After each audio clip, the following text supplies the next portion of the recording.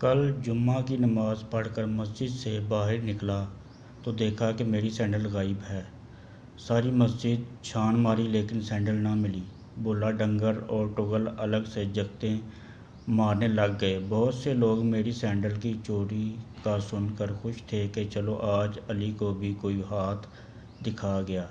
میں نے تھوڑی دیر انتظار کیا کہ شاید کوئی بھول کر یا غلطی سے اپنے پیروں میں میرا سینڈل نہ چرا گیا ہو، لیکن انتظار کرنا فضول ہی ثابت ہوا۔ مجھ کو ننگے پاؤں کھڑا دیکھ کر نمازی افسوس کرنے کے لیے ایسے آ رہے تھے جیسے لوگ عید ملنے یا مرنے والے کا افسوس کرنے آتے ہیں۔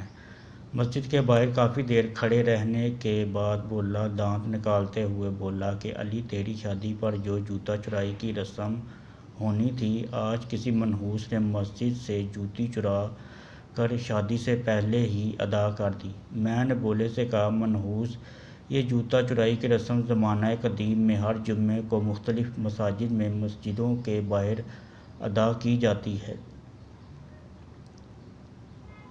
لیکن تب یہ رسم سالیوں کی بجائے سالے ادا کرتے تھے۔ آج بھی میری کوئی سالہ میری جوتی چرا کر یہ رسم پوری کر گیا۔ میرے منہ سے نکلی یہ بات پاس کھڑے دو بچوں نے سن لی۔ ان بچوں نے یہ بات سارے محلے میں پھیلا دی کہ علی بھائی کا جوتا ان کی سالیوں کی بجائے ان کا سالہ چرا کر لے گیا ہے۔